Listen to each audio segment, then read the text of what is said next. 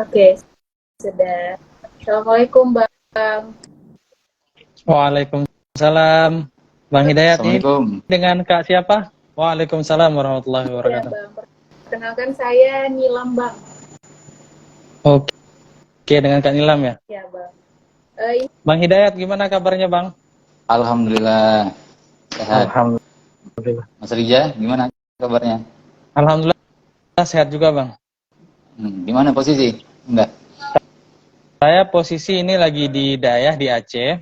Kebetulan karena kampus hari ini libur dan saya juga kebetulan tinggalnya itu di Dayah, jadi ini live streamingnya itu dari Dayah.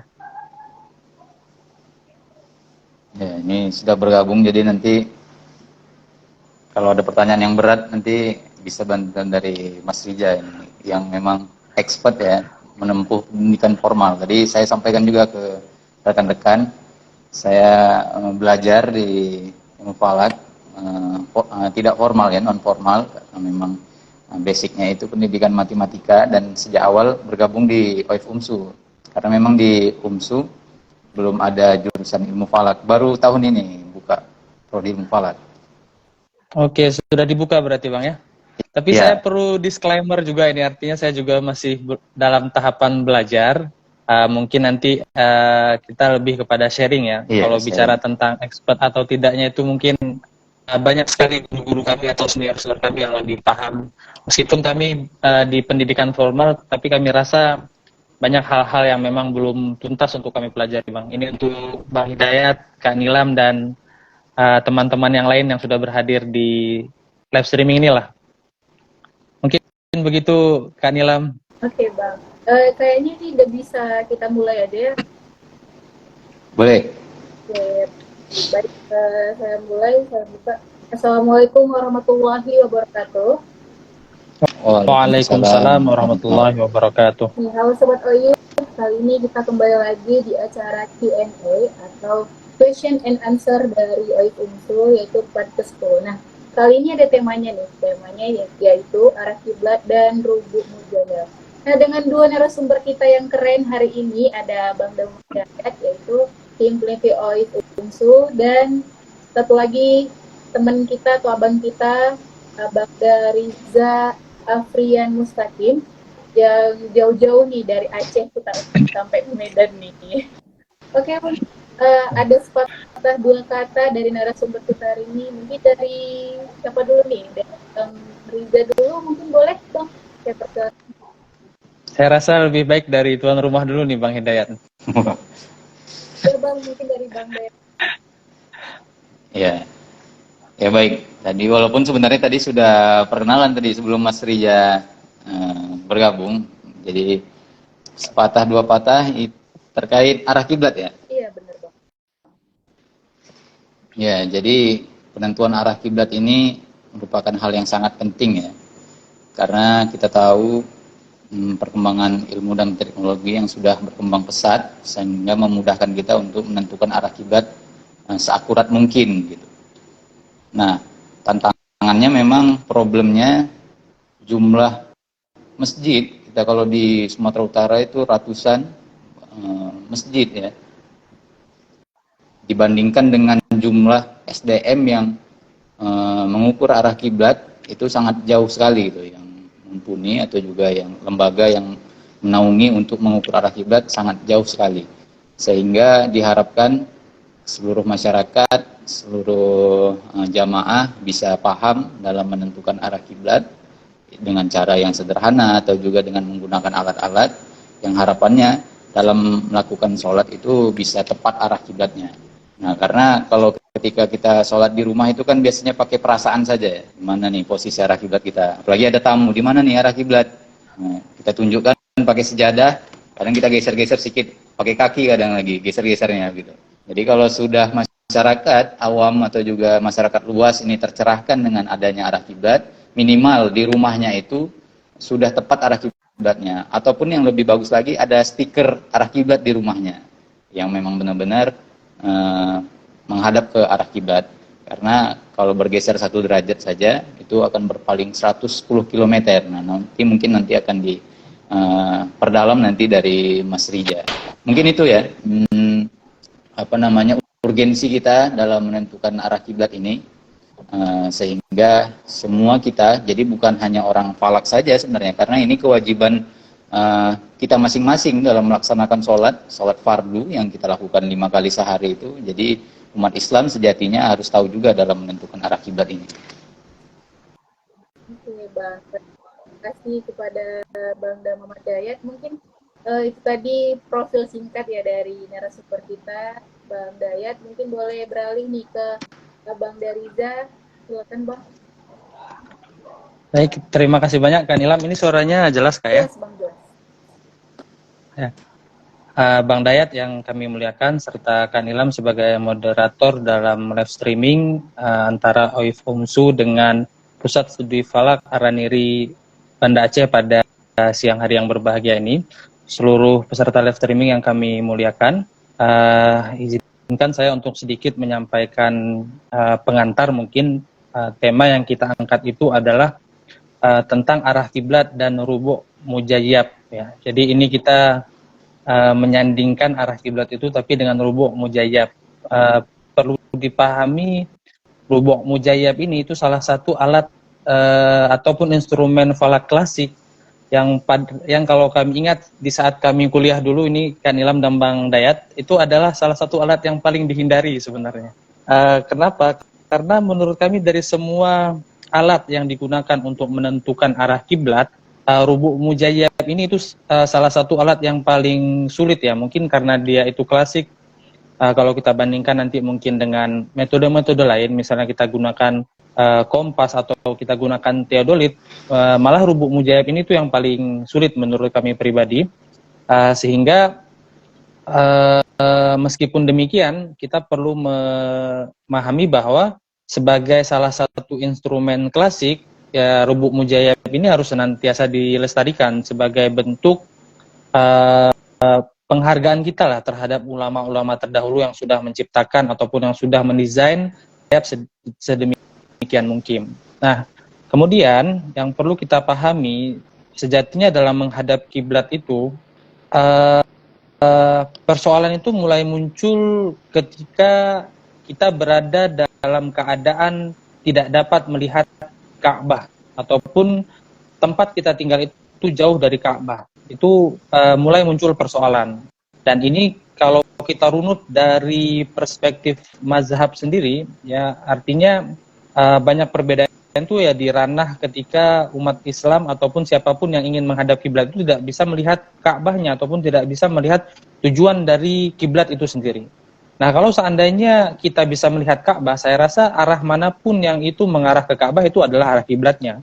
Tapi dengan kondisi misalnya kita di Sumatera ini ya, mungkin sekitar 6.000 sampai dengan 7.000 kilometer jaraknya dengan Ka'bah. Maka otomatis kita harus mencoba berupaya menggunakan berbagai metode ataupun mengacu ke berbagai benda langit untuk bisa menghadap ke arah Ka'bah tersebut. Nah, kalau yang saya lihat ini Bang Dayat dan Kak Nilam, sejauh ini memang meskipun teknologi itu sudah mengalami pengembangan yang cukup pesat, tapi saya rasa di beberapa kelompok masyarakat itu memang masih enggan menerima kemajuan teknologi tersebut. Artinya meskipun nanti arah kiblat itu diukur dengan teknologi yang mutakhir, tapi masih tetap ada yang menggunakan pemahaman menghadap kiblat itu tidak harus menghadap ke Ainul Ka'bahnya ataupun ke bangunan Ka'bahnya, tapi bisa hanya sekedar jihatul Ka'bah atau sekedar mengarah ke arah Ka'bah saja, tidak perlu kena ke bangunan Ka'bahnya. Ini persoalan sebenarnya. Artinya di balik kita terus berupaya meningkatkan ataupun mengembangkan metode penentuan arah kiblat ke arah yang lebih baik, tapi ternyata masih cukup banyak masyarakat itu yang enggan menerima ataupun menggunakan kemajuan dari teknologi-teknologi mutakhir dalam penentuan arah kiblat. Itu tidak hanya di Aceh saya lihat, tapi juga di beberapa daerah di Indonesia, bahkan termasuk ketika kami sedang menempuh pendidikan dulu itu ada beberapa masjid yang memang ketika sudah diketahui kekeliruan arah kiblatnya itu tapi masih enggan untuk membenarkan arah kiblat. Maka memang ini sudah menjadi tugas kita sebagai generasi penerus bangsa dari berbagai elemen, dari berbagai kalangan, dari berbagai disiplin ilmu untuk terus berupaya mengajak lahan perlahan bagaimana bisa masyarakat itu betul-betul menerima kemajuan teknologi itu sebagai suatu hal yang tidak bisa dinafikan. Artinya kita butuh kepastian dalam menghadap kiblat, meskipun banyak dialektika ataupun banyak perspektif yang berbeda dalam menghadap kiblat, setidaknya kita memang harus berupaya untuk bisa menghadap kiblat dengan tepat dengan memanfaatkan kemajuan teknologi yang ada. Mungkin sekilas pengantar seperti itu, Kak Nilam. Kami kembalikan kepada Kak Nilam. Terima kasih. Terima kasih kepada Pak Riza tadi. Mungkin teman-teman itu tadi ya pengantar dari kedua narasumber kita. Kenapa kali ini KNN itu membahas tentang kiblat dan Rubu Al-Mujayyab. Nah, mungkin langsung saja masuk ke pertanyaan-pertanyaan teman-teman nih, Bang. Karena udah banyak sekali ada pertanyaan di komen juga. Mungkin langsung saya baca saja ya, Bang. Di kolom komentar sebelumnya ada yang bertanya nih dari Detriani 14. Apa perbedaan Rubu Al-Mujayyab dari setiap peradaban? Ini mungkin mau dijawab siapa dulu nih, Bang? Mungkin dari Bang Dayat, nanti disambungkan oleh Bang Riza. Ya, boleh. Itu tadi Pertanyaannya apa? Jenis? Apa perbedaan Rubu Al-Mujayyab dari setiap peradaban? Oke, baik. Nah, tadi saya ingin komentari sedikit ya. Tadi terkait dengan biasanya kalau tim OIF UMSU juga ketika ngukur, nih Mas Rija, itu nanya tuh, ini alatnya buatan mana nih? Loh, buatan Cina gitu kan. Nah, jadi kami juga terkadang menjumpai ternyata tidak jauh berbeda ya di Aceh dan di Sumatera. Memang ada kelompok-kelompok masyarakat kadang yang kritis atau mempertanyakan ketika buatan Cina, ini kok kita ngukur kiblat kok pakai buatan Cina, kita kira-kira begitu kan. Jadi masih meragukan. Nah, inilah yang perlu mungkin kita edukasi, mungkin dari generasi-generasi kita sekarang. Nanti yang harapannya ketika kita mengedukasi secara komprehensif, baik dari sisi fikihnya, kemudian dari simulasinya, dari alatnya, mungkin lama-lama kesadaran itu akan muncul. Nah, tadi terkait dengan Rubu Al-Mujayyab, perbedaan di setiap peradaban. Kebetulan saya meneliti terkait dengan Rubu Al-Mujayyab, ada meneliti. Ini saya penasaran, dari rasa penasaran juga sebenarnya, kapan Rubu Mujayyab ini berkembang dan muncul begitu. Karena kita tahu di peradaban Islam, sebelum di abad pertengahan itu kan ilmu itu sebenarnya sudah ada di zaman Yunani, di Babilonia, di India begitu. Nah, setelah ditelusuri, saya ada menemukan bahwa Rubu Al-Mujayyab ini juga terdapat di kitab Brahmagupta ya, dari India. Itu bahasa Sanskerta, cuman saya coba dalami dari sebuah disertasi dari mahasiswa yang kuliah di Inggris ketika itu. Nah, di situ disebutkan bahwa Rubu Al-Mujayyab dalam kitab Brahmagupta itu disebutkan Turiya Yantra. Nah, jadi Rubu Mujayyab ini memang alat astronomi yang sangat klasik, yang sudah ada dari peradaban-peradaban sebelumnya, dari Babilonia, India, Yunani, yang sudah berkembang. Namun masuk ke peradaban Islam, Rubu Mujayyab ini mengalami perkembangan yang signifikan dan mengalami modifikasi, sehingga jenis-jenisnya dan fungsi-fungsinya lebih banyak lagi. Dan dalam ibadah umat Islam, atau juga dalam umat Islam, Rubu Al-Mujayyab ini difungsikan sebagai memudahkan ibadah umat Islam, seperti penentuan waktu sholat atau juga arah kiblat, kemudian dalam aktivitas kehidupan umat muslim ketika itu. Jadi kalau ditanya perbedaannya, setiap zaman atau setiap abad itu pasti memiliki ciri khas Rubu Al-Mujayyabnya, seperti dari India begitu, yang tidak ada memasukkan fitur-fitur atau juga fungsi-fungsi dalam ibadahnya. Nah, ketika masuk di peradaban Islam, maka fungsi-fungsi Rubu Al-Mujayyab itu semakin berkembang. Ketika misalkan ingin menghitung arah kiblat, maka fungsi-fungsinya akan terus berkembang sehingga Rubu Al-Mujayyab ini secara otomatis juga jenis-jenisnya semakin banyak. Jadi perbedaannya itu terletak pada tujuan dan fungsinya yang mengakibatkan nanti jenis-jenis dari Rubu Mujayyab itu juga mengalami perbedaan satu sama lain. Nah, setelah dari abad pertengahan di peradaban umat Islam dari abad 7 sampai abad ke-13 itu.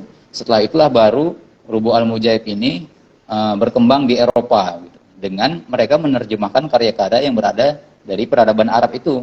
Nah, yang ketika saya cermati, uniknya di peradaban Eropa itu mereka lebih fokus ke dalam perhitungannya, bukan terhadap ibadah, karena kita tahu kalau untuk fungsi-fungsi ibadah kan mereka tidak beragama Islam gitu. Jadi mereka lebih menekankan pada fungsi-fungsi perhitungan atau juga pengukurannya.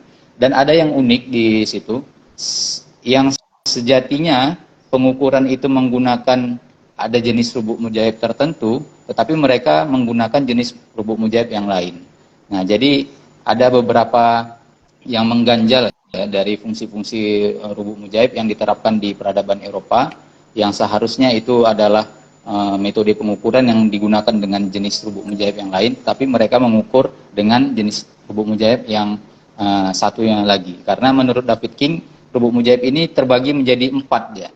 Ada yang lebih fungsinya trigonometri, ada yang pengukuran, kemudian ada pengukuran bintang, dan ada yang universal gitu. Nah, kalau yang berkembang di Indonesia itu Rubu' Mujaib yang berasal dari atau juga yang lebih sifatnya untuk trigonometri yang dikembangkan oleh Al-Khawarizmi. Jadi itulah perbedaan-perbedaan Rubu' Mujaib di setiap peradaban ya, dari India, kemudian masuk peradaban Arab, kemudian juga peradaban Eropa. Nah, kalau di dalam PT biasanya bisa saya langsung tunjukkan begitu. Nanti mungkin di lain kesempatan ada gambar-gambar yang menjadi ciri khas di setiap peradaban dari Rubu' Mujaib itu. Oke, baik Bang. Mantap banget jawaban. Tadi mungkin dari Detriani 14 sudah mulai terjawab ya. Mungkin ada tambahan lagi nih dari Abang Riza. Boleh Bang? Baik, Kak Nilam dan Bang Dayat, saya rasa ini tidak perlu ditambahkan lagi, karena ternyata Bang Dayat sendiri sudah pernah meneliti tentang Rubu' Mujaib ya. Artinya kan apa yang beliau sampaikan itu pastinya lebih lengkap dibandingkan nanti apa yang saya sampaikan. Menurut saya prinsipnya dalam setiap pengembangan alat itu, alat apapun ini menurut saya, yang jelas ketika alat itu masuk ke dalam instrumen klasik, maka pasti akan ada selalu perubahan, pembaharuan, dan perbaikan. Itu prinsip yang perlu kita pegang, karena tidak ada satupun alat itu yang dibuat ketika awal dibuat itu langsung menuju kepada arah alat yang sempurna. Ini alat apapun menurut saya, pastinya itu pasti akan ada pengembangan, akan ada perubahan dan pembaharuan, dan itulah yang memang harus dilakukan. Kalau kita tetap stagnan dalam suatu keadaan ataupun tetap mengacu kepada model alat tertentu tanpa adanya modifikasi, tanpa diinovasi, saya rasa pengetahuan itu akan mandek ya, akan berhenti. Maka ya memang sudah menjadi suatu keharusan, setiap alat itu tidak boleh stagnan dalam setiap tahunnya, mungkin dalam setiap peradabannya gitu. Mungkin seperti itu saja, Kak Nilam. Oke, baik. Terima kasih, Bang. Jadi mungkin tadi sudah dijelaskan juga ya oleh narasumber kita. Jadi Rubu' al-Mujaib ini setiap zamannya punya ciri khas masing-masing gitu. Jadi Rubu' al-Mujaib ini benar-benar famous bahasanya sekarang tuh atau terkenal gitu ya. Mungkin bagi kita orang awam mungkin tidak mengenal Rubu' Mujaib, tapi inilah kenapa Q&A ini dibuka supaya kita bisa mengenal dari Rubu' al-Mujaib ini. Oke, mungkin kita beralih lagi nih ke pertanyaan dari tahun Maret. Nah, saya bacakan di sini ada pertanyaan di era modern dan kemajuan teknologi yang begitu pesat. Menurut narasumber, apakah masih diperlukan lagi toleransi terhadap kesalahan dalam menentukan arah kiblat? Mungkin dari Abang Dariza duluan nih, boleh dijawab. Oke, baik. Terima kasih Kak Nilam. Bicara tentang toleransi kekeliruan ataupun maksimal tidak tepat dalam menghadap kiblat, sejauh ini yang digunakan di Indonesia itu yang paling minimal itu kan 2 derajat ya kalau saya tidak salah. Prinsipnya menurut saya itu seperti ini, Kak Nilam dan para pendengar, kita tidak bisa memang memaksakan keadaan bahwasanya untuk menghadap kiblat itu harus mutlak mengarah kepada Ainul Ka'bah. Itu prinsip pertama yang harus kita pahami. Karena kalau kita merujuk kepada perspektif ulama mazhab, setidaknya dari 4 mazhab itu hanya mazhab Syafi'i ya, meskipun nanti akan ada beberapa perbedaan di dalam mazhab Syafi'i sendiri yang menetapkan keharusan untuk menghadap ke Ainul Ka'bah meskipun dia melihat ataupun tidak melihat Ka'bah. Jadi kalau dalam Al-Um itu disebutkan bagi orang-orang yang tidak dapat melihat Ka'bah, maka dia harus berupaya dengan sekuat mungkin untuk bisa memanfaatkan misalnya seperti matahari dan bintang-bintang agar bisa menuju ke arah yang tepat ataupun ke Ainul Ka'bah. Tapi kalau dalam perspektif mazhab lain, misalnya seperti Hanafi, Maliki, dan Hambali, itu cenderung untuk orang-orang yang tidak bisa melihat Ka'bah itu cenderung memperbolehkan menghadap ke jihatul Ka'bah ataupun hanya sekedar ke arahnya saja. Jadi ini sangat berkaitan dengan prinsip dasar yang tadi saya sampaikan. Artinya memang kita tidak bisa memaksakan untuk seluruhnya itu bisa menghadap ke Ainul Ka'bah. Karena begini, kalau seandainya kita wajibkan semua untuk bisa menghadap ke Ainul Ka'bah, maka itu harus dilakukan oleh orang yang berkompeten. Tadi Bang Dayat juga sudah menyampaikan sekilas di Sumatera Utara sendiri masjid itu banyak ya. Kemudian pakar ataupun orang yang ahli dalam menentukan arah kiblat itu sangat terbatas. Itu juga yang terjadi di Aceh menurut saya.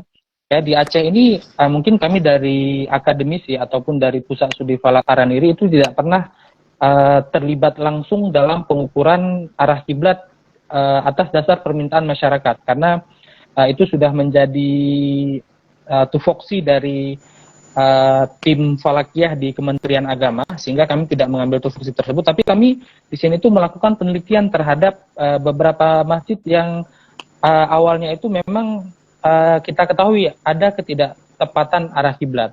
Nah, artinya begini, kalau seandainya kita sudah mampu masuk ke dalam semua kalangan masyarakat ya, entah itu masyarakat yang mau menerima perubahan arah kiblat ataupun masyarakat yang hanya sekedar ingin tahu kemana kiblat yang benar, karena dinamikanya itu sangat kompleks. Maka kalau ditanyakan kemajuan teknologi itu memang benar. Artinya dengan kemajuan teknologi sekarang, seharusnya di tempat manapun itu kita bisa menghadap persis ke bangunan Ka'bah. Meskipun nanti akan ada diskusi yang lebih panjang lagi, gimana kalau nanti suatu masjid itu luasnya ataupun lebarnya lebih besar daripada luasnya Ka'bah itu sendiri. Misalnya kalau Ka'bah itu, kalau saya tidak salah itu sekitar 14 meter. Nanti kalau ada masjid yang lebih luas dari situ, itu bagaimana? Bukankah seharusnya arah kiblatnya itu melengkung dan sebagainya? Terlepas dari itu, teknologi kita memang sudah maju. Hanya saja masyarakat kita belum bisa dipaksakan untuk memahami secara komprehensif kemajuan teknologi tersebut. Ya, mungkin kalau kita bisa persentasekan ya, kalau di Aceh ini sendiri, itu tidak bisa kita justifikasi hanya di luar Banda Aceh misalnya. Banda Aceh itu kan pusat dari Provinsi Aceh. Di Banda Aceh sendiri, untuk dinamika yang berkembang di Aceh sendiri, masyarakat yang mayoritasnya tinggal di kota, itu masih belum bisa secara keseluruhan menerima perubahan terhadap arah kiblat. Yaitu masyarakat kota, belum lagi nanti kalau kita kaji ke masyarakat di kabupaten yang ada di luar Banda Aceh misalnya. Artinya kalau masyarakat di kota saja masih enggan menerima perubahan, maka hal tersebut masih mungkin muncul di masyarakat-masyarakat di kabupaten nantinya. Nah, oleh karena itu memang prinsipnya ya, selama kekeliruan ataupun derivasinya itu dari Ka'bah itu masih dalam lingkup yang wajar, menurut saya itu masih dapat kita jadikan sebagai toleransi dalam menghadap kiblat. Karena kalau seandainya kita paksakan dengan kondisi masyarakat yang masih belum bisa menerima ataupun belum mampu menerima, maka itu adalah suatu hal yang mustahil. Artinya ada ketidakseimbangan antara kemajuan teknologi dengan penerimaan dari masyarakat terhadap teknologi tersebut. Jadi kan kita memang harus menyesuaikan ini. Kalau teknologi terlalu maju, masyarakatnya belum maju, maka itu akan terjadi gesekan, terjadi perbedaan yang bisa memicu kepada konflik nantinya. Saya rasa sudah menjadi pengetahuan kita bersama. Bicara tentang kiblat itu bukan cuma tentang kita datang, kita ukur dan orang akan terima. Banyak sekali daerah-daerah itu hanya karena persoalan kiblat itu sampai dengan harus hampir terjadi kekerasan ya. Artinya orang itu akan bertanya, jadi kalau seandainya ini diubah arah kiblat saya, gimana sholat-sholat kami terdahulu? Itu kalau kita sampaikan dengan pendekatan yang keliru, itu masyarakat bisa sampai ya malah memojokkan kita sebagai orang yang mau mencoba memberikan perbaikan ataupun pembaharuan terhadap arah kiblat. Saya rasa ini kalau Bang Hidayat yang sudah sering gua ke lapangan pasti sering juga menemukan dinamika tersebut. Mungkin kurang lebih seperti itu Kan Ilham, kami kembalikan kepada Kan Ilham. Terima kasih jawabannya. Mungkin sepertinya Bang Dayat nih tambahkan nih. Ada yang ditambahkan? Iya. Secara prinsip tadi sudah dijelaskan ya dengan komprehensif dari Mas Rija. Ya. Setuju tadi dengan apa yang disampaikan Mas Rija ya. Contohnya tadi misalkan panjang Ka'bahnya dengan panjang masjid dan sebagainya. Kalau kita ingin sepenuhnya sampai tingkat derajatnya, tingkat menitnya tepat menghadap ke arah kiblat, nah itu toleransinya tadi masih memungkinkan ada 1 atau 2 derajat gitu. Nah, yang lebih besar PR kita sebenarnya menyadarkan umat untuk menghadap ke arah kiblat itu. Nanti kalau mungkin semua sudah tersadarkan, nah mungkin nanti kita sampai tingkat derajat dan menitnya secara spesifik nanti arahnya ke sana. Nah, jadi PR besarnya ini masih dalam ke arah barat dengan arah kiblatnya aja saja, 22 derajatnya saja, itu masih terjadi kontroversi, dinamika ya. Apalagi selisihnya 1 derajat. Jadi 22 derajat itu saja masih banyak perdebatan. Bahkan ada kami temukan bukan 22 derajat, bahkan sampai ke 30 derajat. Jadi lebih mengarah ke arah selatannya dia, bukan ke arah utaranya. Jadi bukan ke arah barat, tapi lebih ke arah selatannya. Jadi perpalingannya sudah sangat jauh. Jadi mungkin itu secara ringkas, tapi harapannya ya bisa seakurat mungkin dalam menentukan arah kiblat tersebut. Baik Bang, terima kasih untuk jawabannya. Mungkin langsung aja nih, ada yang bertanya di kolom live kita dari Clockwork Karya nih. Rubuk mujaib ini siapa penemunya? Lalu bagaimana digunakan untuk mencari kiblatnya? Nah, ini mungkin boleh dijelaskan sama Bang Dayat. Boleh Bang? Ya, terima kasih. Nah, ini saya ingin mencoba menjawab ya secara singkat. Jadi kalau ditanya penemunya, ini jadi pertanyaan besar juga yang mungkin belum terjawab gitu, karena memang sejatinya setiap ilmu pengetahuan itu dia berkembang dari setiap peradaban dan tidak bisa dipatokkan ke satu orang tertentu, apalagi ini adalah akumulasi. Jadi sumbangan-sumbangan ilmu pengetahuan dari setiap peradaban yang menciptakan Rubu' al-Mujaib ini seperti saat sekarang gitu. Jadi kalau kita lihat dari sejarahnya, itu kan awalnya ada dari Gnomon, dari zaman Yunani melihat bayangan sebuah sinar, kemudian nanti berkembang menjadi ada astrolab yang untuk melihat bintang. Nah, nanti dari astrolab itu ada satu bagian atau seperempat lingkaran dari astrolab itu. Jadi kalau dalam bahasa Arabnya Rubu' al-Mujaib berarti seperempat lingkarannya. Jadi kalau dia ada 4, dia berbentuk seperti astrolab tersebut gitu. Nah, jadi dari astrolab tersebut ada sebagian seperempatnya itu yang diambil menjadi sebuah Rubu' al-Mujaib. Karena kalau astrolab itu dia secara penuh, yang kalau dikembangkan itu bisa diformulasikan dan bisa dipadatkan atau juga diringkaskan menjadi sebuah Rubu' al-Mujaib tersebut, karena prinsipnya adalah sebuah lingkaran juga yang nanti jadinya adalah Rubu' al-Mujaib. Kemudian dari Rubu' al-Mujaib tersendiri nanti pengembangannya akan ada. Jadi kalau ditanya siapa penemunya, saya juga belum bisa menjawab gitu. Jadi, karena sudah ada dari sebelum peradaban Islam, sudah ada yang dikembangkan oleh peradaban Islam. Mungkin kalau ditanya siapa yang mengembangkan sumbangsih yang mengembangkan terbesar, nah mungkin bisa salah satunya adalah Al-Khawarizmi, karena yang mengembangkan banyak terkait Rubu' al-Mujaib tersebut adalah Al-Khawarizmi di abad-abad ke-8, yang kita tahu juga di abad-abad ke-8, 9 itu adalah puncak-puncaknya instrumen ilmu falak berkembang di abad-abad pertengahan tersebut. Dan tadi selanjutnya adalah bagaimana cara menentukan arah kiblat.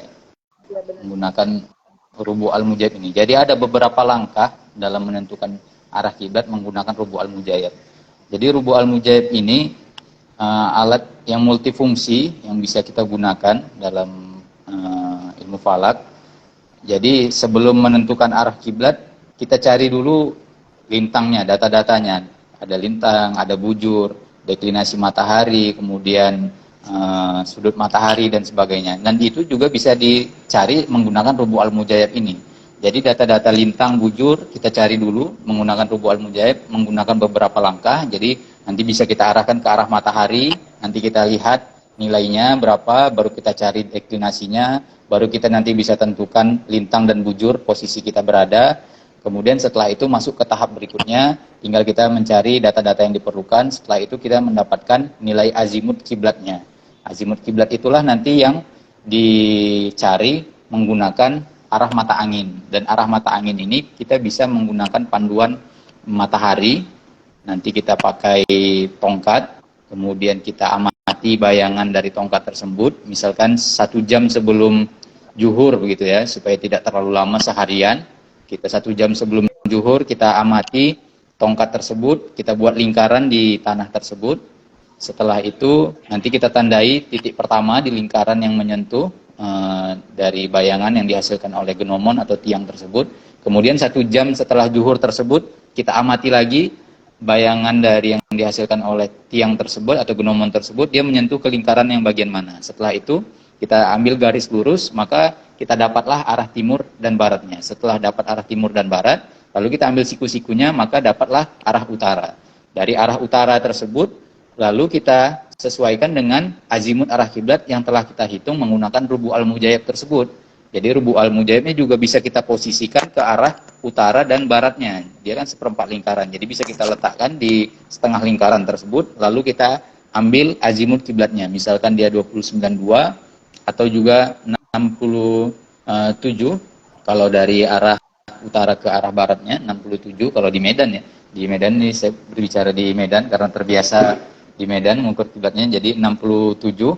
Setelah itu baru kita ambil garis lurusnya. Jadi rubu al-mujayyab ini bisa mengetahui dari dasarnya, dari lintangnya, bujurnya, deklinasi matahari, kemudian masuk tahap perhitungannya, kemudian dapat azimut kiblatnya, dan kita bisa tentukan azimut kiblatnya juga menggunakan rubu al-mujayyab ini.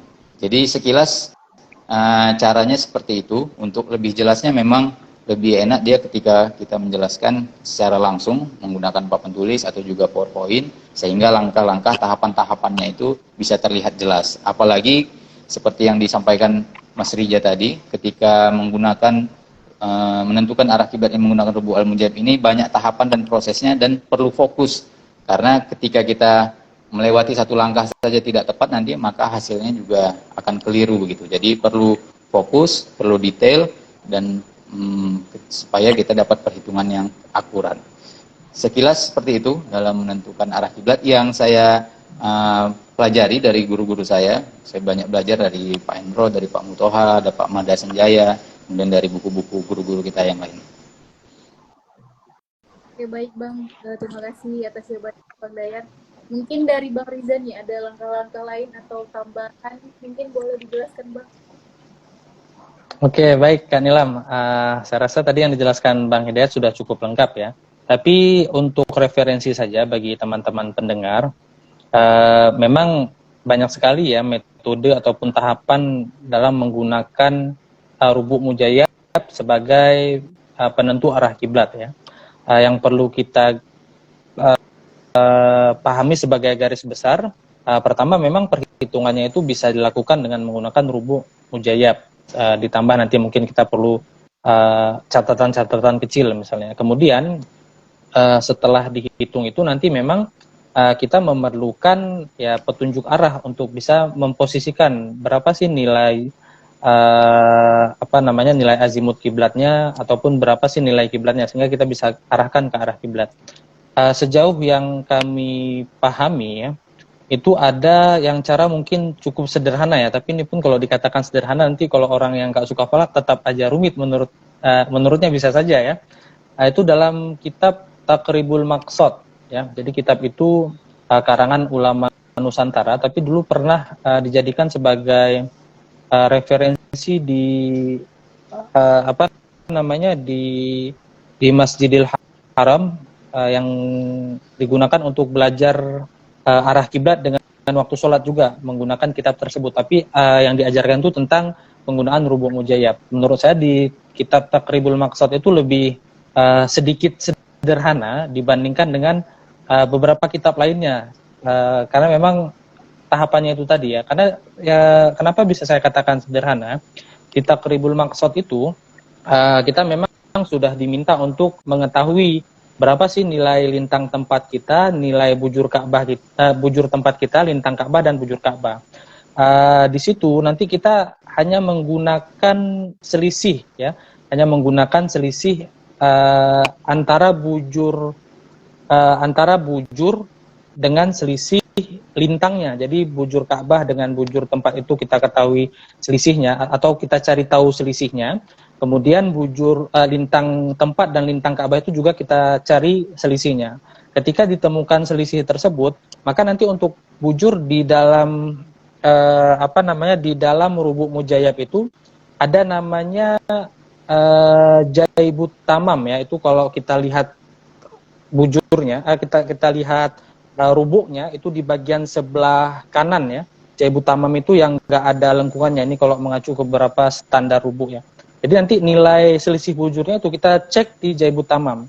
Nah, tapi yang penting di garis bawah di sini itu adalah nilainya itu tidak boleh lebih dari 60 karena di kuadrannya itu cuma ada angka 0 derajat sampai dengan 60. Bukan yang bagian depan rubuknya tapi di bagian kuadran atau disebut sebagai jaibut tamam.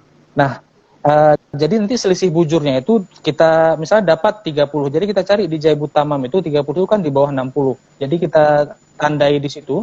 Kemudian nanti untuk selisih lintangnya itu kita cari di sitini itu di bagian atas ya. Di bagian atas itu misalnya nanti tadi 30, kemudian di sitini itu dapat nilainya itu 20. Jadi kan ketemu itu 30 sama 20. Karena rubuh itu di dalam tampilannya itu ada semua baik itu ada tampilan yang memang nanti bisa kita hubungkan.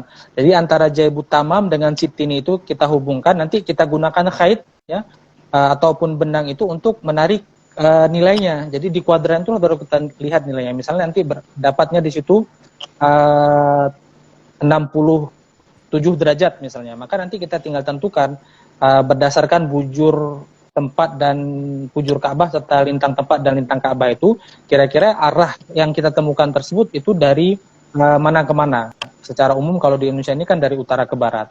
Mungkin kitab itu bisa dicari, saya rasa PDF-nya itu ada ya. Taqribul Maqsad karangannya itu saya lupa, nanti bisa dicek saja di beberapa literasi, itu cukup sederhana kalau dibandingkan beberapa kitab lain yang memang agak panjang sekali prosesnya. Jadi saya pribadi pun kalau nggak lihat prosesnya mungkin yang sudah pernah diringkas itu nggak bisa ngerjakan. Jadi nggak bisa di luar kepala, jadi harus ada acuannya dulu baru dikerjakan. Karena kalau seperti yang disampaikan Bang Dayat tadi, kalau ada satu tahapan saja kita keliru dalam menghitung arah kiblat menggunakan rubu' mujayyab, maka otomatis nanti akan keliru kubahnya. Otomatis kalau mau tidak mau kita harus mengulang lagi prosesnya dari awal. Tapi yang terpenting setelah ditemukan nilainya ya, ataupun setelah ditemukan nilai kiblatnya, setelah itu kan masih ada tahapan pengukuran. Artinya di rubu' mujayyab itu kita bisa gunakan untuk perhitungan, untuk tahapan pengukuran juga bisa cukup membantu. Tapi dengan catatan kita sudah tahu kemana arah hakikinya, kemana arah timur hakikinya, ataupun sering disebutkan dengan istilah utara sejatinya itu harus kita ketahui. Tapi alternatif yang disampaikan oleh Bang Dayat tadi itu adalah alternatif yang cukup mudah. Jadi nanti bagi teman-teman misalnya bingung arah kiblatnya menghadap kemana di rumah, gunakan saja itu tongkat tegak lurus tadi, tunggu nanti bayangan matahari di antara di antara waktu kulminasi ketika sebelum nanti atau waktu istiwa ya, sebelum nanti kita pakai 1 jam, sesudahnya 1 jam. Jadi otomatis kita hubungkan dua titik itu untuk menentukan arah timur dan barat sejati ataupun timur dan barat yang sebenarnya. Kalau itu sudah dapat, nanti kita tinggal tegak lurus dari kedua titik tersebut, kan itu arah utara dan selatannya. Jadi ini bisa diaplikasikan. Jadi kita tidak perlu tidak perlu menggunakan alat-alat yang misalnya seperti Mizuala ataupun seperti teodolit, karena kan itu alat-alat yang tidak bisa dimiliki oleh semua orang, karena kita harus beli misalnya. Mizuala harganya cukup lumayan mahal, apalagi teodolit. Kalau untuk kebutuhan pribadi kan tidak mungkin kita gunakan. Tapi alternatif penentuan arah mata angin yang sejati tadi itu bisa kita terapkan di tempat kita masing-masing untuk ngecek saja. Terasa nanti kalau cari saja misalnya kita nggak bisa menghitung arah kiblat, cari aja di Google arah kiblat, nilai arah kiblat di Medan misalnya, di Sumatera Utara misalnya, dapatlah 67 derajat. Kita tinggal implementasikan dari arah mata angin yang sejati tadi, 67 derajat dari utara ke baratnya itu dari mana ke mana. Itu bisa kita pakai rubuk mujayyab ini. Itu kan cara sederhana ya, dibandingkan kita menggunakan kompas misalnya. Kenapa? Nah, kalau kompas itu terlepas dari nanti ada koreksi deklinasi magnetiknya, tidaknya kalau kita mencoba cara yang tadi kami sampaikan itu kita sedikit lebih maju. Kalau kompas itu kan mungkin semua orang bisa gunakan. Nanti kita bisa lihat juga, oh kalau pakai kompas ini ke sini arahnya, kalau pakai metode yang sederhana tadi ke sini arahnya. Kita bisa melihat ada tidak perbedaan, ada tidak selisih antara kompas dengan menggunakan matahari sebagai penentu arah kiblatnya. Mungkin kurang lebih seperti itu, Kak Nilam, kami kembalikan. Oke, baik Bang. Itu jawabannya memang mungkin untuk keluar karya ini mungkin sudah terjawab ya, memang agak sedikit membingungkan. Bahkan saya juga ya. Nanti kalau keluar karya mau belajar, boleh ke abang-abang kita langsung. Boleh mungkin DM OIF UMSU atau langsung ke Instagramnya Bang Riza mungkin ya. Siap. Berikan referensi belajar mungkin untuk kita kitab Takribul Maqsad ya Bang, betul Bang? Ya betul. Takribul Maqsad. Ya, mungkin teman-teman yang nonton nih masih stay di live kita bisa nanti belajar atau mungkin mau praktik langsung boleh hubungi aja. Oke. Mungkin ada pertanyaan lainnya nih Bang. Saya bacakan dari Al-Ahdan OOC. Kira-kira berapa persentase di masjid yang arah kiblatnya salah dari seluruh masjid yang sudah diukur kedua narasumber? Mungkin boleh dijawab dari Bang Riza dulu, dari Aceh dulu mungkin ya. Oke. Boleh. Karena kita sesuaikan dengan lagu dari Sabang sampai Merauke ya. Jadi dari Aceh dulu baru ke Medan, oke. Ya, untuk persentasenya sebenarnya itu tidak bisa saya pastikan secara konkret karena saya memang belum pernah menyurvei semua masjid yang ada di Aceh. Tapi yang bisa saya sampaikan ya, karena kan kami juga di universitas itu kan senang di satu sisi terhadap adanya arah kiblat yang tidak sesuai. Kenapa kita senang? Karena ketika ada arah kiblat yang tidak sesuai, berarti kan ada lahan yang bisa kita jadikan sebagai bahan penelitian. Nah, ini sebuah terdoktrin di kami dulu di kalangan-kalangan pelajar-pelajar ataupun mahasiswa perguruan tinggi ilmu falak. Kalian itu harus mensupport perbedaan. Itu mayoritas dosen kami menyampaikan seperti itu. Karena kalau semuanya sudah sama, arah kiblat orang sudah sepakat, kemudian awal bulan Qamariyah orang sudah sepakat semua, itu orang-orang yang belajar falak itu udah nggak ada kerjaan lagi. Ya, udah nggak ada kerjaan dalam artian ya, kiblat pun orang udah setuju semua misalnya, kemudian tidak ada dinamika, maka otomatis pakar-pakar falak itu akan berkurang eksplorasi keilmuannya seperti itu. Ya, ini mungkin meskipun cuma sebagai joke saja ya. Nah, untuk pertanyaan yang tadi disampaikan ya, tetap garis yang perlu digarisbawahi, saya tidak pernah melakukan pengukuran terhadap semua masjid, tapi secara iseng-iseng pernah saya lakukan di beberapa masjid yang memang itu muncul dari isu-isu yang muncul dari masyarakat sekitar ya. Untuk di Banda Aceh sendiri ya, untuk di Banda Aceh sendiri itu memang masih ada kurang lebih sekitar 4 atau 5 masjid yang memang sudah diketahui arah kiblatnya itu keliru, tapi pengurus masjid dan masyarakat setempat itu enggan untuk dilakukan kalibrasi ataupun pembenaran arah kiblat. Ya, meskipun kita sudah menggunakan pendekatan-pendekatan yang cukup kooperatif menurut saya, tapi itu masih belum diterima di kalangan masyarakat setempat ya. Artinya masih ada sekitar 4 atau 5 masjid lah kalau untuk di kota Banda Aceh ini sendiri. Kemudian di beberapa wilayah, ya mungkin dari sekitar 25 kabupaten kota di Aceh ini, paling tidak di setiap kabupaten kota, sejauh yang kami telusuri, ya ini penelusuran kami dengan metode sederhana ya teman-teman, artinya kami cuma mengecek, karena dulu itu ada kebutuhan untuk penelitian, jadi kami cuma cek itu menggunakan, sebagai observasi awalnya itu kami gunakan Google Earth saja, kecuali untuk masjid-masjid yang pernah kami sampai ke sana itu sempat kami ukur dengan metode sederhana yang tadi sudah pernah disampaikan. Nah, jadi sejauh ini itu paling tidak di setiap kabupaten kota itu ya, di setiap kabupaten kota itu bisa mencapai angka 5 sampai dengan 10 masjid ya, ini dalam tanda kutip ya yang kita ukur itu masjid yang memang masih keliru arah kiblatnya dengan rentang kekeliruan itu di atas 2 derajat. Ya, 2 derajat sampai dengan 25 derajat itu ada. Ya, 2 derajat sampai dengan 25 derajat. Artinya kalau dengan jarak 1.000 km itu bisa melenceng sampai 1,76 km. Kalau jarak 6.000 sampai 7.000 itu bisa mencapai 10, sekian kilometer. Ya, jadi kalau 1 derajat itu 10, sekian kilometer. Jadi kalau misalnya 25 derajat tinggal kita kalikan saja. Otomatis itu bisa sampai dengan tidak menyentuh lagi Jazirah Arab, ya bisa sampai ke Ethiopia atau ke bagian atas dari Jazirah Arab. Itu letak kekeliruannya ataupun letak nilai kemelencengannya. Nah, cuman yang menarik terakhir yang mau saya sampaikan di Aceh ini adalah di Aceh ini kan sangat terkenal sekali dengan kota dengan 1.000 warung kopi ya. Karena memang mayoritas kegiatan masyarakatnya itu sering di warung kopi, maka hampir semua warung kopi itu ada musolanya atau ada tempat untuk beribadahnya. Nah, ini sama seperti yang disampaikan Bang Hidayat tadi, di warung kopi di Aceh itu mayoritas arah kiblat itu ditentukan dengan memperkirakan masjid terdekat. Nah, ini yang sangat membahayakan sebenarnya ya. Jadi seakan mungkin masjid itu ada sekitar 1 kilometer. Kemarin ketika saya sholat di situ arahnya ke sini.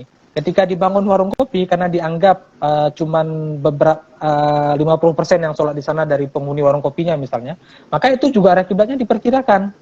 Artinya itu kemarin arahnya ke sini, ini bangunan ini kayaknya lurus dengan masjidnya, oh berarti kiblatnya ke sini. Jadi itu kiblat prediksi berdasarkan asumsi penentu saf. Di setiap warung kopi itu rata-rata keliru. Dan ini memang menjadi PR kita bersama ya. Kami itu berniat dari Pusat Studi Falak itu nanti kalau sudah mumpuni, maka akan membuat suatu gerakan kalibrasi arah kiblat di tempat ibadah di warung-warung kopi tersebut. Artinya nanti kita akan kerahkan beberapa tim, sehingga nantinya kalaupun tidak diterima, minimal kita sudah memberikan edukasi. Karena yang seperti disampaikan Bang Dayat tadi, problem terbesar kita itulah bagaimana kita bisa mengedukasi masyarakat sehingga masyarakat itu betul-betul bisa menerima hal apapun dalam kapasitas pemutakhiran pemahaman keagamaan kita, terutama nanti dalam ibadah-ibadah yang memang kaitannya itu tidak bisa terlepas antara integrasi fikih dengan sains. Ya, salah satunya seperti arah kiblat ini awal waktu sholat mungkin ataupun nanti awal bulan Qamariyah. Mungkin kurang lebih seperti itu Kak, kami kembalikan. Baik, terima kasih untuk mungkin ada tambahan dari Bang Dayat. Ya, singkat saja. Jadi menarik ya cerita tadi di Aceh. Kalau di Kota Medan, kalau pertanyaannya tadi berapa persentase kesalahan ya dari data yang telah diukur.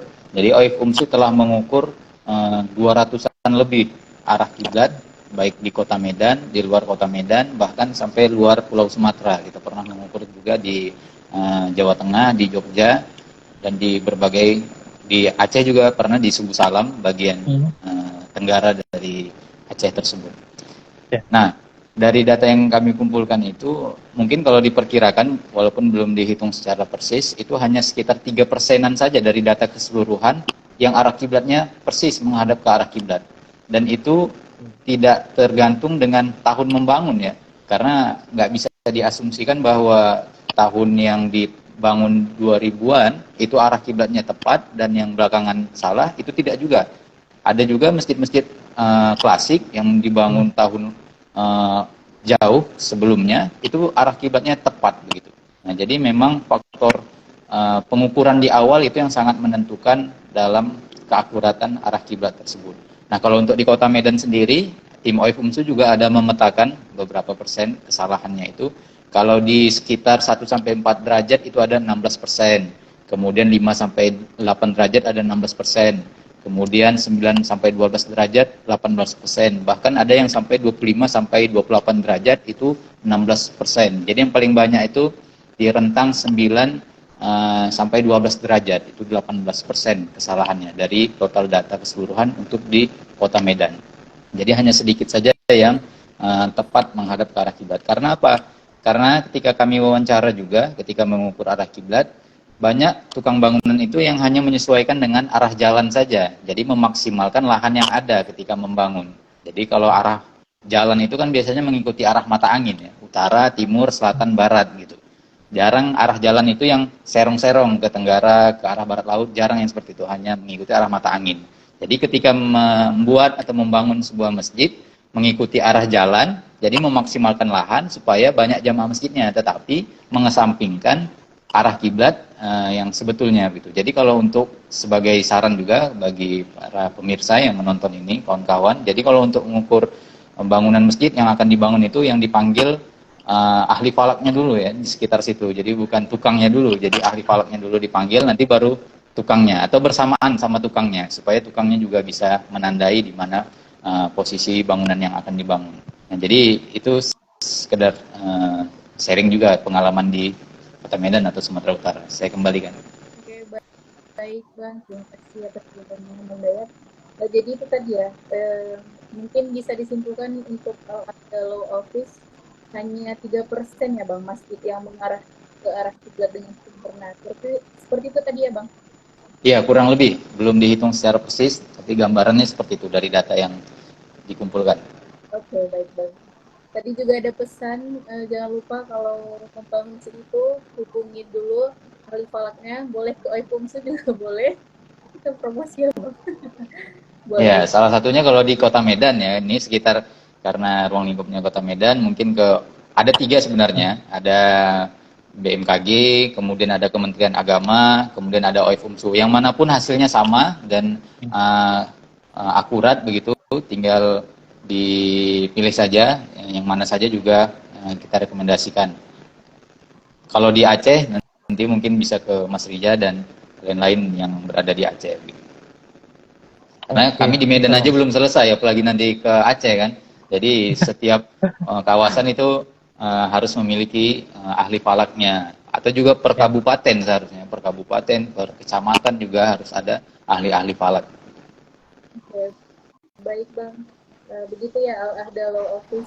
Mungkin tadi itu pertanyaan terakhir nih Bang di Q&A kita, karena waktu kita juga sudah cukup untuk Q&A kali ini. Mungkin dari abang-abang ada closing statement atau hal penutup nih Bang yang ingin disampaikan, boleh Bang, dari Bang Dayat, dari Megda, boleh Bang. Ya, sebagai kesimpulan ya terkait dengan arah kiblat dan Rubu Al-Mujayyib ini, jadi sudah sejatinya kita harus memperhatikan arah kiblat kita dengan perkembangan ilmu pengetahuan dan teknologi yang sudah sangat maju, jadi sudah sangat memudahkan kita dalam menentukan arah kiblat dengan alat-alat yang mudah kita dapatkan ya, baik dari itu kompas, kemudian juga dari handphone, dari aplikasi yang ada di handphone, itu di Play Store sangat banyak sekali aplikasi-aplikasi yang bisa diunduh, dan biasanya itu yang sudah koneksi atau terhubung dengan GPS, jadi lebih memudahkan kita mengetahui arah kiblatnya lebih akurat gitu. Dan biasanya yang megabyte-nya lebih tinggi ya, jadi jangan takut habis paket ya. Biasanya kalau nanti megabyte-nya lebih tinggi, itu keakuratannya akan semakin tepat begitu. Karena ada banyak juga aplikasi-aplikasi yang terkadang dia belum mengarahkan di mana posisi arah kiblatnya. Kemudian juga ada dengan metode-metode sederhana seperti ada Rosdul Kiblat, ketika momen matahari tepat di atas Ka'bah, itu bisa kita gunakan sebagai penentuan arah kiblat baik di lingkungan kita atau juga di sekitar kita. kemudian juga yang terkait dengan tema kita hari ini menggunakan rubu al-mujayyab. Memang ini terdengar asing, rubu al-mujayyab ini. Jadi rubu al-mujayyab ini merupakan alat astronomi klasik yang sudah terkenal dari abad-abad yang lalu. Dan ini juga menjadi salah satu alternatif, dan juga walaupun dengan teknologi sekarang sudah sangat maju, jadi kita tidak boleh juga melupakan seperti yang apa disampaikan Mas Rija tadi, hazanah kontribusi ilmuwan Islam yang ini terus akan dikembangkan. Nah, ketika kita sudah memahaminya secara komprehensif, tentu akan ada inovasi-inovasi yang akan tumbuh, yang terpikirkan kita untuk alat-alat tersebut. Contohnya seperti digitalisasi rubu al-mujayyab ini. Nah, ini kan belum ada. Mungkin nanti dia bisa sensor sentuh, kemudian tinggal kita arahkan, sistem AI dan sebagainya. Ini mungkin nanti harapannya ke depan para praktisi ilmu falak bisa mengembangkan rubu al-mujayyab ini sesuai dengan perkembangan dan zaman tersebut. Karena nilai sejarahnya ada, kemudian nilai perkembangannya ada, itu yang ingin kita tanamkan kepada generasi muslim saat sekarang ini. Kalau orang-orang dahulu saja, ilmuwan-ilmuwan dahulu sudah mampu membuat alat, mengembangkan, kita untuk mempelajari, membacanya saja kita terkadang malas untuk membaca atau mempelajari hasil yang sudah ada dihasilkan oleh ilmuwan muslim. Dengan keterbatasan sarana prasarana di abad pertengahan tersebut, di abad silam, kita dengan sarana prasarana yang sudah sangat maju, dengan fasilitas yang sangat banyak, sudah diharapkan kita bisa mengembangkannya lebih lanjut lagi. Jadi itu harapannya untuk pertemuan kali ini. Jadi memotivasi kita untuk terus berinovasi, mempelajari, apalagi yang memang fokus atau mendalami di bidang ilmu falak ini. Mungkin itu saja kesimpulan dari saya karena memang waktu kita terbatas. Baik, terima kasih Bang atas closing statement. Mungkin closing statement dari Bang Dariza. Silakan. Baik, terima kasih untuk closing statement. Pertama yang perlu kita pahami adalah integrasi keilmuan itu adalah suatu hal yang tidak bisa dihindari. Tidak semua persoalan itu bisa selesai dengan fikih saja. Akan tetapi fikih itu juga membutuhkan keilmuan lain untuk menuntaskan beberapa hal. Nah, oleh karena itu, sebagai masyarakat muslim, entah kita itu sebagai seorang pelajar, seorang akademisi, atau sebagai masyarakat umum, kita harus terus berupaya memahami bagaimana integrasi keilmuan itu bisa masuk ke dalam relung hati kita yang paling dalam. Karena ketika itu sudah kita lakukan, maka otomatis apapun pengembangan dalam kajian apapun itu akan serta-merta mudah kita pahami dan dapat kita terima. Nah, kemudian berkaitan dengan tema kita pada siang hari yang berbahagia ini, arah kiblat dan rubu' mujayyab, di sana itu sebenarnya ada hal yang sangat perlu menjadi perhatian kita, bahwasanya ilmu itu terus dikembangkan oleh ilmuwan-ilmuwan terdahulu hingga saat ini. Kalau dulu itu mereka mampu menciptakan rubu' mujayyab dan itu diterima sebagai suatu instrumen ilmu untuk menentukan arah kiblat di saat masa tersebut, maka seharusnya ketika saat ini ada ilmu ataupun ada instrumen yang lebih berkembang lagi, kita harus berupaya juga untuk menerima pengembangan instrumen tersebut untuk memudahkan kita juga dalam menentukan arah kiblat atau mungkin dalam persoalan-persoalan lain. Artinya kita tidak bisa menafikan segala hal, sehingga nantinya pengembangan itu akan terus dilakukan baik dari segi teorinya maupun dari segi instrumennya, maupun nanti dari segi bagaimana teori dan instrumen itu diaplikasikan dalam kehidupan kita bermasyarakat, baik di Indonesia ataupun di masyarakat muslim di seluruh dunia nantinya. Mungkin sekian dari saya, kami kembalikan kepada Kak. Ya, terima kasih Bang untuk closing statement-nya. Ya teman-teman, mungkin itu tadi bagian penutup dari acara kita hari ini. Tadi juga bisa kita harapan yang mungkin kepada kita ya, khususnya anak muda, lebih bisa belajar dan menerima kemajuan teknologi, dan kalau bisa kita lebih mengembangkannya, karena ilmuwan dahulu itu sudah memberi kita bekal dan saya pikir sudah praktis ya diberikan kepada kita, tinggal kita bagaimana pelajari lagi dan kita lebih lebih lanjut lagi nih kita buat seperti yang disampaikan Bang Daya tadi. Semoga para mufakat bisa mengembangkan terutama Rubul Media ini menjadi lebih baik lagi, khususnya untuk tugas-tugas ahli IT nih sepertinya ya. Mungkin ada yang nonton di Q&A kita kali ini. Nah, melihat waktu kita juga sudah cukup, terima kasih banyak untuk narasumber kita hari ini. Terima kasih Bang Dayat, terima kasih Bang Riza.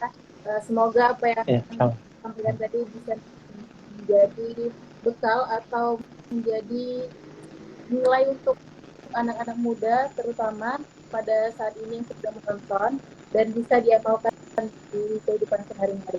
Mungkin kita tutup saja. Saya selaku moderator mohon maaf apabila ada kesalahan kata ataupun kesalahan dari saya. Saya tutup. Wassalamualaikum warahmatullahi wabarakatuh.